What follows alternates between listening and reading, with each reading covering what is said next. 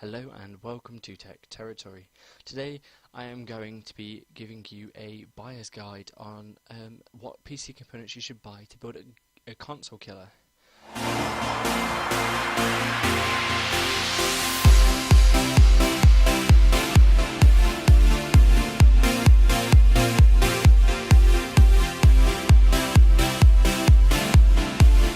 Start with today, the first thing we're looking at is the AMD processor. This is an AMD X4 860K. This is a quad-core processor. It's got 4 cores with 2 megabytes of L2 cache. It's got 2 96KB L1 cache and 4 16KB L1 cache, as well as only having a 28 nanometer die size and only a TDP of 95 watts. Next thing we're going to be looking at today is the Cooler Master Hyper 212 Evo. This is a really good and really decent CPU cooler. This is probably the best one on the market that everyone's saying. It is really good. It fits all sockets, as you can see. It will fit the motherboard we've got at the moment, and it keeps temps pretty cool. The next thing on the list we have got is the Gigabyte, the GA-F2 A88XM D3H Micro ATX FM2 Plus motherboard. This motherboard is a decent motherboard. It's Micro ATX because I personally like the smaller form factor. But you can choose the ATX version, which is cheaper, I think, if I remember correctly.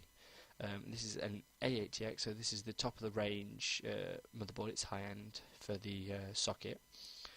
It supports 4 DIMM slots, and it supports memories speeds up to 2133 MHz with a max memory of 64 gigabytes.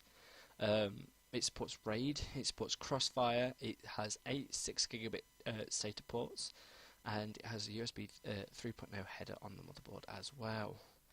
The next thing we're going to be looking at is the Corsair 4GB kit. This is Corsair Value RAM, so this is not your higher end with a heat spreader on it.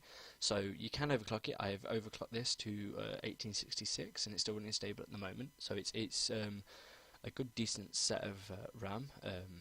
If you're looking for a decent cheap RAM kit. Next we're going to be looking at the Seagate Barracuda 1TB drive. I prefer 1TB drive as it's big enough to store your operating system and games on there. But if you thought 1TB wasn't big enough, 2TB is an extra £20 more and you get 2TB.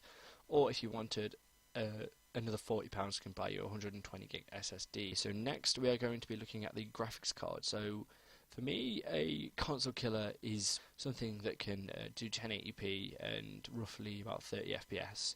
And this graphics card, the Radeon R7 250, is the 1GB version, which has got a core clock of 1 GHz and a TDP of only 65 watts. This card will push 1080p. Yeah, not the 60 FPS that most computer gamers want, but it will push the 30 FPS that console gamers will. So it will perform as well as consoles. So the next thing we're going to be looking at is the case. So it's got a 3.5 inch drive bays for your hard drives with a 2.5 inch drive bay on the top, so you can put your SSD on there if you want. It's got 2 5.25 inch bays. Both of them I removed out of mine for better airflow and for compatibility with water cooling and stuff like that. And it can fit up to 360mm video cards, so you can have a WindForce card and not have to worry about the length. Okay, so the next thing we're going to be looking at is the XFX Pro Series 450 watt 80 plus bronze power supply. But if you don't feel confident, go for the 500 or the 550 watt power supply. That is all you would need. So the next thing we're going to look at is operating systems. So I know some of you will see Windows 8.1 and go, really? Why?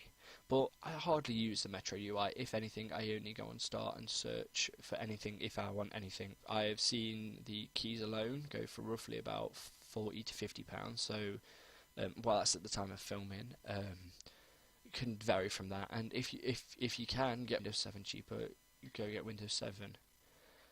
So that is my holiday PC build for a console killer. Thank you for watching. If you like this video, please hit the like button down below. If you dislike this video, please hit dislike. If you